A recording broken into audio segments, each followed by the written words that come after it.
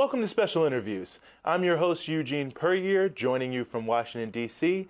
And today we have Mr. Bockenfeld joining us from the Project on Middle East Democracy, an organization based here in Washington, D.C. Mr. Bockenfeld, thank you so much for joining us. Thanks for having me. So I just want to jump right in here, and I wanted to start with Egypt.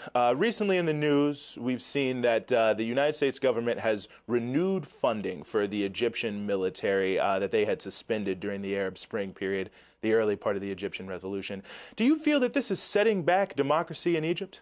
Well, it definitely sends the wrong signal to the activists, to the democracy community in Egypt, the civil society activists that were out in Tahrir Square, those that are really pushing for real reform and change.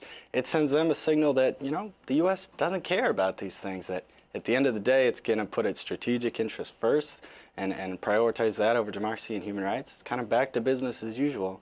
And I know, of course, that's not necessarily the intention of the U.S. government, but that's the signal it sends, and that's what we're hearing from the ground.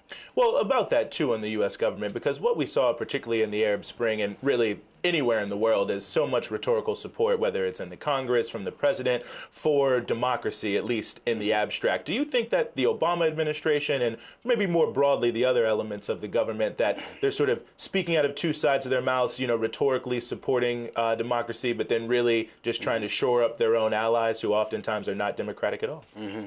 Well, I think it's a tough struggle for the administration. Obviously, there's a lot of competing voices really trying to adjust a major paradigm shift here in the Middle East on how we deal with the new realities.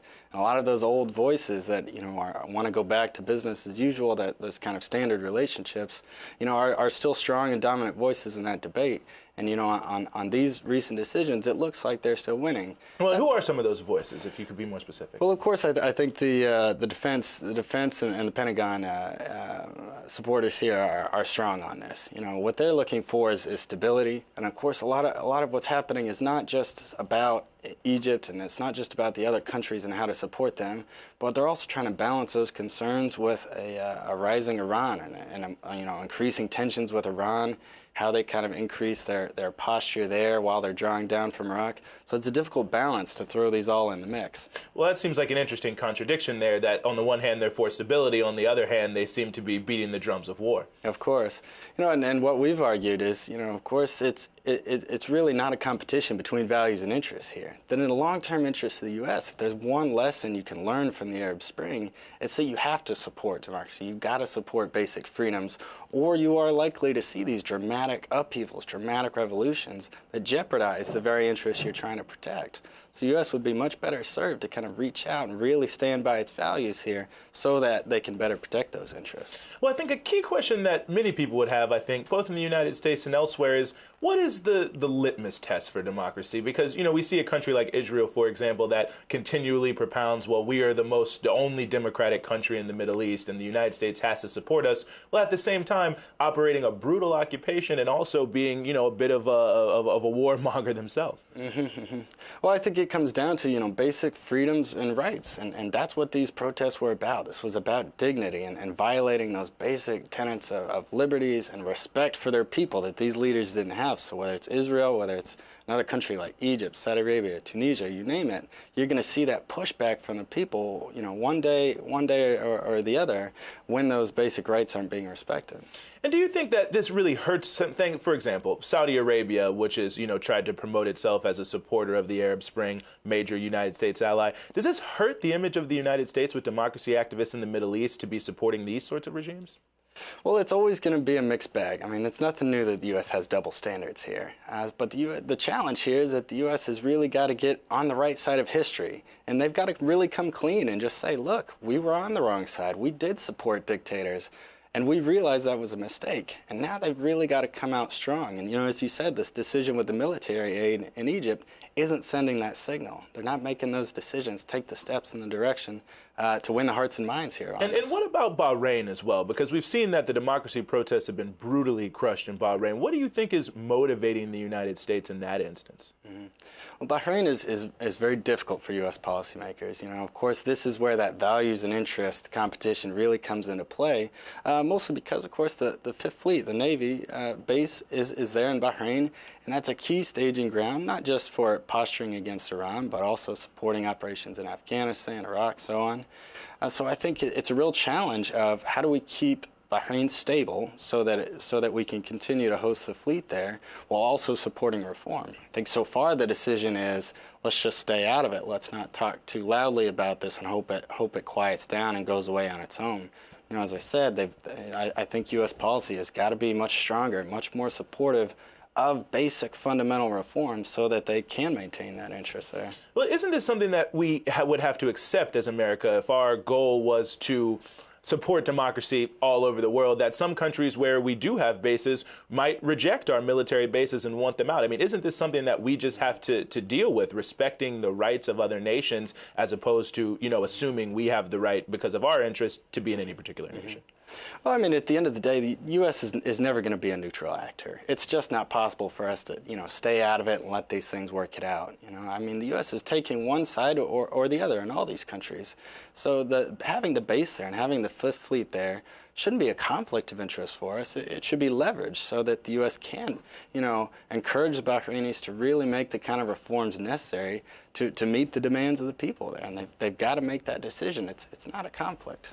Well, wouldn't that, in a way, couldn't you also say that could backfire on the United States? People saying, well, they're using their military power to leverage in democracy, to remake the world in their own image, which is something the neoconservatives were often accused of, and perhaps further erode any feeling that the United States is truly about, you know, democracy as opposed to imposing their values. True. This is why the U.S. has really got to use different kinds of leverage. You know, another thing we've got to learn from the Arab Spring, it's not just bilateral relationships. You can't just be talking to the man at the top in charge here. You've also got to be broadening your contacts with opposition parties, with civil society organizations, with activists on the ground. So while you're pressuring the regimes to kind of open up the space, you're also encouraging and supporting the opposition, the pro-democracy kind of community to fill that space and really lead the demands for reform. So the U.S. isn't out in front, they're just encouraging a better solution here on all sides. And what about military intervention? Because there's many people in Congress, in the administration, who, whether it was in the Libya situation, whether it's now in Syria, who insist that the best way to bring democracy to a country is essentially to bomb that country. Right. Well, I would definitely disagree with that. I mean, you know, we've always argued, of course, that democracy can't be imposed by force. And I think that was a major mistake in Iraq to try and justify that we were liberating the country. You know, if that administration wanted to make the argument on strategic grounds, there are some grounds for that. But to use force as a way to bring democracy is really not the way to do it. And as we've seen across the region, the people are perfectly capable, you know, of rising up and really demanding their rights. And the U.S. doesn't have to give a lot. They've got to give the right pressures and the right support to open the space. But this is really a homegrown movement that they just need to encourage and support.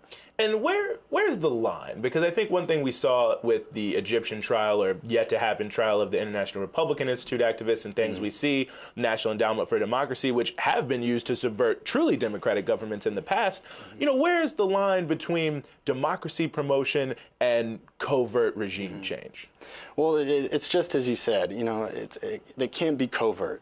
The key here is those groups, you know, for the most part, of course, they are encouraging all of the right processes and the right actors that are necessary in a democracy. You've got to help build new nascent political parties. You've got to build new civil society organizations. But, of course, they need to be transparent and upfront about it. And what sorts of interference does the United States, or influence, rather, I should say, does the United States have in different regions, and why? I mean, why is it in certain areas they, you know, want to do everything to quote-unquote promote democracy, their interest or whatever. In other areas, it seems like, you know, we'll just leave that alone.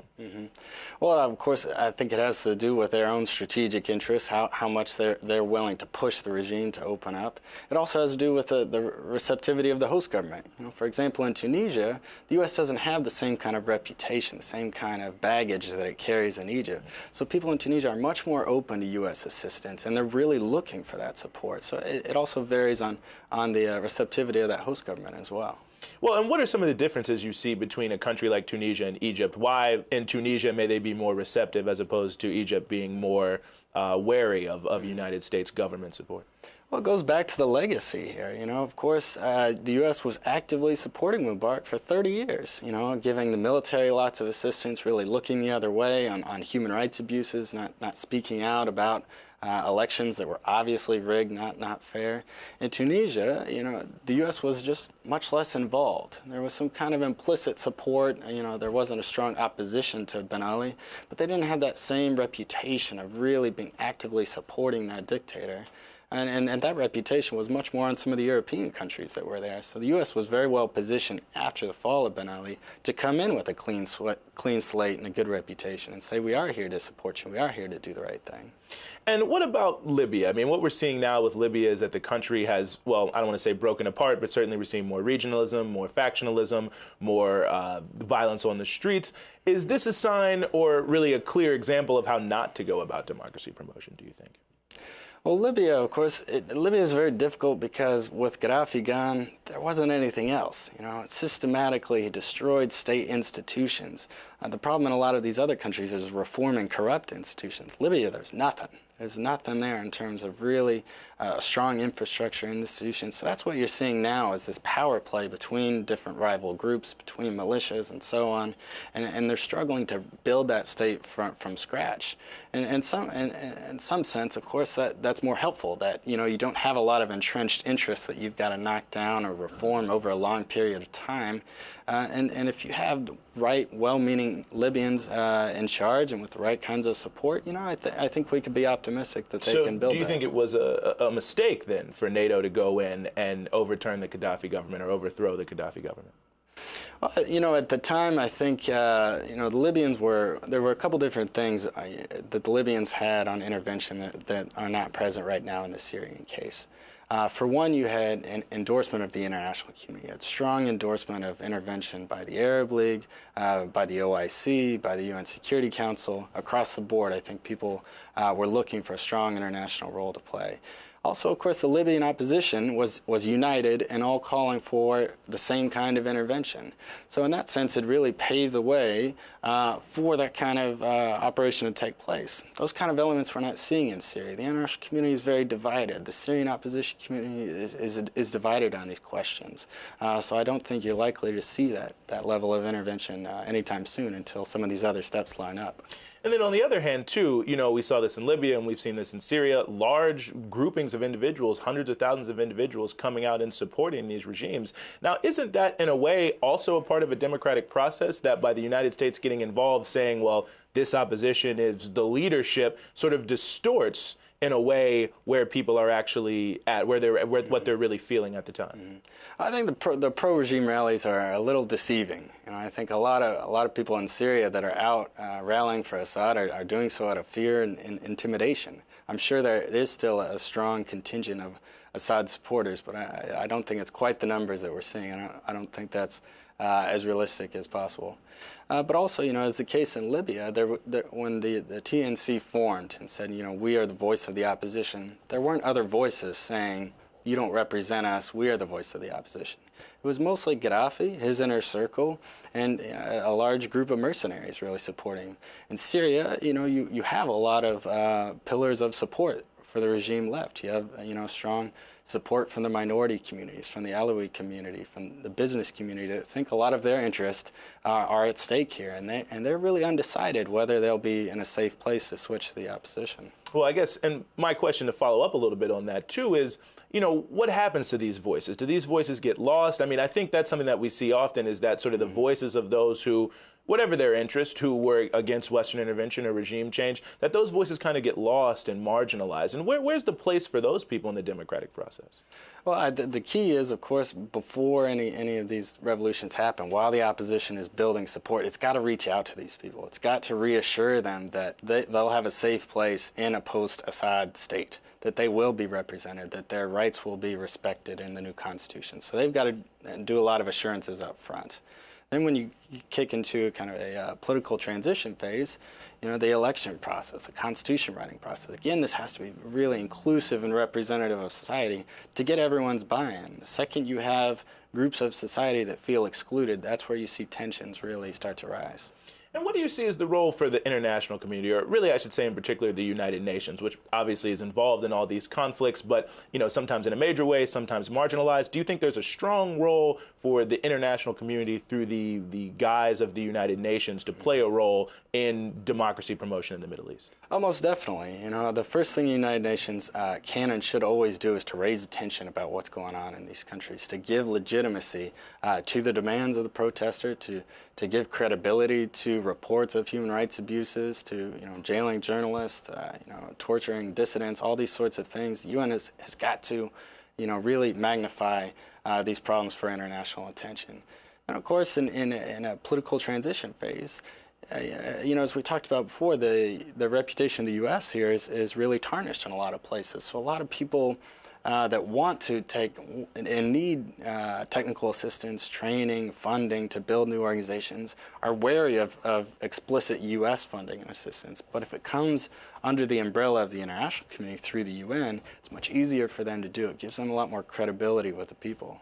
Now, you work here in the United States. Now, what sort of things do you guys do amongst the population, the Project for Middle East Democracy here in America to sort of build those people-to-people links? And, I mean, we've seen so much, as you say, that the reputation of the United States is tarnished, I would say rightfully tarnished, by many things that they've done in the past and continue to do. So how do you feel that the people in America can sort of go about building sort of people-to-people links and trust between the people of different nations?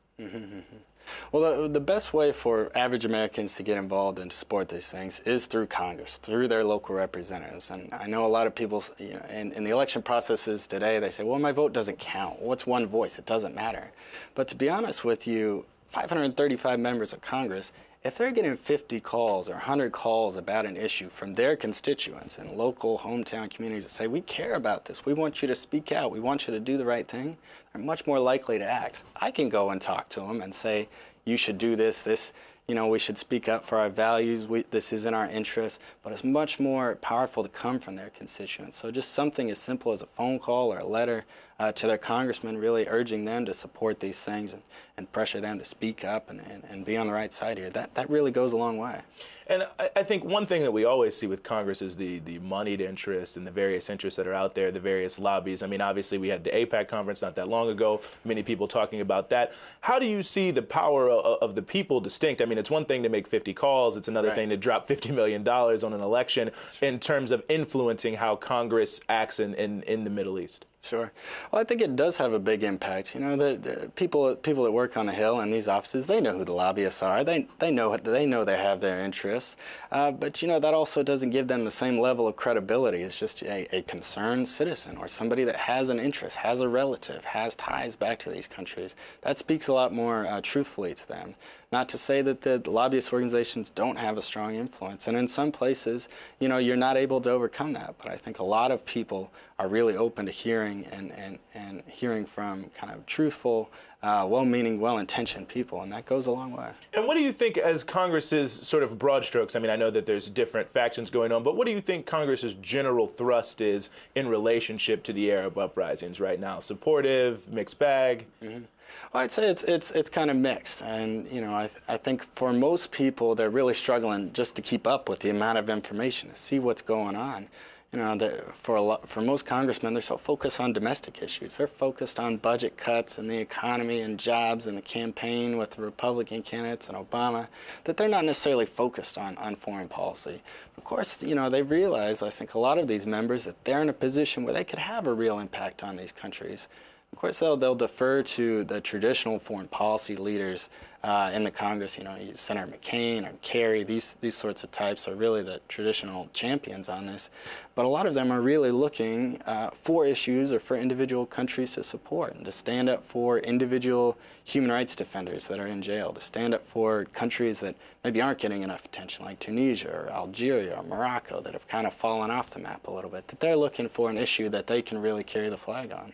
So do you think after the elections, when a lot of these things die down, perhaps the Arab Spring will become more more of an issue in the U.S. Congress. Supporting various countries or not supporting various countries and movements will become something that sort of comes back to the front burner like it was earlier this year when obviously the situation over there was much more prominent. Well, I think it doesn't necessarily have to, it's not necessarily a zero-sum game with the elections. I think these sorts of issues should very much be a subject of debate in the elections. I mean, this period that we're witnessing in the Middle East is one of the most transformational moments for the region that we've seen in 30, 40, 50 years.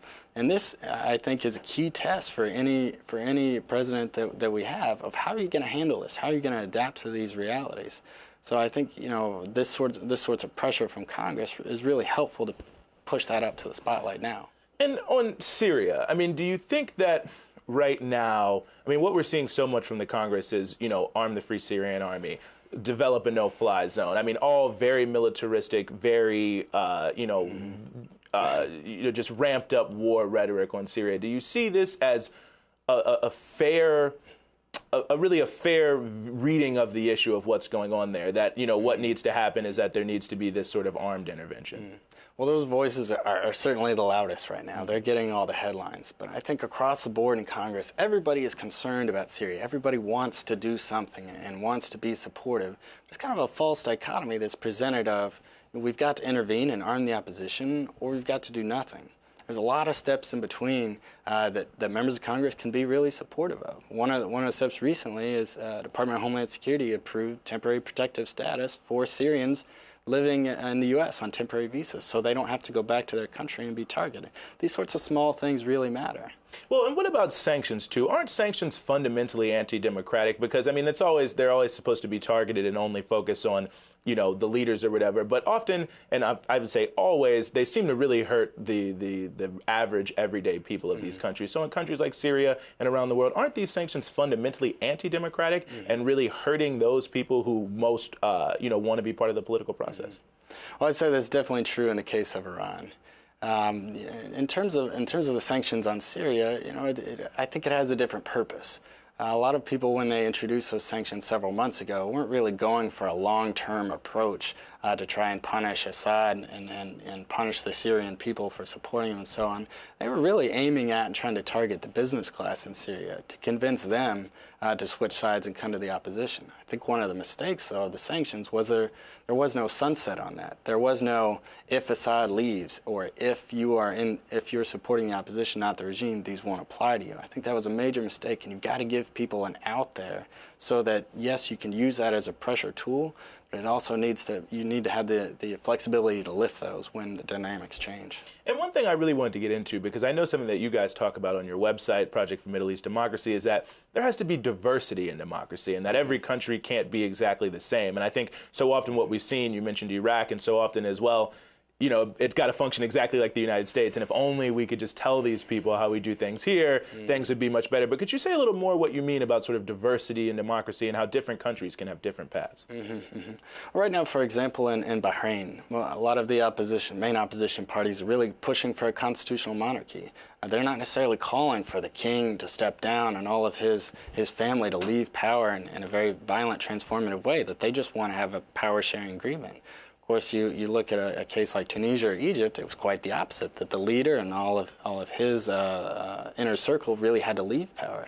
Egypt's having this debate right now as they're drafting the new constitution, and there are very strong sentiments in the parliament over whether we should have a very strong presidential system, whether we should have a parliamentary system. So I think it's really healthy for that process as it goes forward to have that debate and for them to decide what kind of system works best for us and what's most representative for our country. And so I think ultimately, and I think this is one major thing, at least when we talk about Egypt, is the issue of the role of religion in the government. Is that something we should be basing our policy on, or is that something the people of a nation have to work out, on their own and through their own process? Well, I'll give credit to the administration on this, that I think they've handled the issue of the Islamists and Islamist parties very well in saying that we're not going to judge these parties by what they're called, we're going to judge them by what they do. I think that's really the key here. we've got to make sure that they're respecting basic fundamental freedoms, respecting rights of minorities, respecting rights of women, not rolling back a lot of the liberal laws that were passed in these countries. So, it's the key to see what kind of policies they're going to put in place, and that the U.S., of course, has certain red lines that they'll speak up against, or they'll speak out against if those are crossed. It's also a process, as you mentioned, for the people of these countries to work out. And I think as long as those processes are representative and inclusive, that whatever that document that emerges will be representative of the values of that country. And so just a little deeper on that, too. I mean, it seems that, in a way, I guess, basic freedoms, fundamental freedoms, it's something in America that we all kind of understand what we're talking about. But isn't that in and of itself sort of a relative thing? I mean, based on, obviously our history, the Enlightenment history and so on, but in other countries with different histories and different paths, isn't there sort of aren't the American red lines in a way sort of a gray area in terms of, what is democracy and what isn't? Sure. I mean, everybody's got to decide exactly what this means and exactly what freedom of speech means. I mean, right now in Egypt, you've got maybe 20-some laws that criminalize different opinions. If you're insulting the military, if you're insulting religion, these sorts of things are criminally punished. And these kinds of things, the U.S. needs to be speaking out against. That you've got to respect people's right to speak. And if they're writing on their blog against the military and that they think the military is playing a bad role in the state, you've got to allow them to say that. They're not leading, they're not carrying a gun and trying to attack the military. So, the U.S., I think, has to pressure and support the ideals, but of course, we can't write the constitutions for them. I think a lot of these voices in the country really match up with these kind of ideals, and that's what they were out protesting for, that they want greater opportunities, they want these basic freedoms respected. But as those are exactly articulated, well, we'll see how that works out. And so ultimately for you, for the United States to really restore its, well, perhaps standing in the world, I guess you could say, the key is really democracy promotion. Do you feel that in the Middle East primarily, is this just a sort of a temporary thing because that's where most things are going on, or do you think this is a broader strategy the United States has to pursue worldwide? Mm-hmm. Well, I think it's a broader strategy, that we've been pursuing in many areas of the region, or many areas of the world since the 70s or 80s, but really exempted the Middle East and said, well, they're different. The Arabs are different. They don't want democracy. They're not ready for it. And I think that's a big mistake. I think it's a huge mistake to say anyone, anywhere does not want greater rights, does not want basic freedoms respected, and have the right to work where they want, pray where they want, and say what they want. These are things we've got to be supportive of across the board. And, it's had a combination of pressuring different countries to open up the space to allow these sorts of things to happen, but also encouraging the people in these countries that are pushing for exactly that. And so just to finally wrap up, you believe we should be promoting democracy, not via armed intervention, not via sanctions policy that is, open-ended. Correct. All right. Well, thank you very much, Mr. Cole Bockenfeld from the Project for Middle East Democracy. I appreciate you joining us here on Special Interviews. Appreciate it. Thanks, everyone, for joining us here in Washington, D.C. on Special Interviews. I'm Eugene Pruyear, your host. And once again, thank you. Till next time.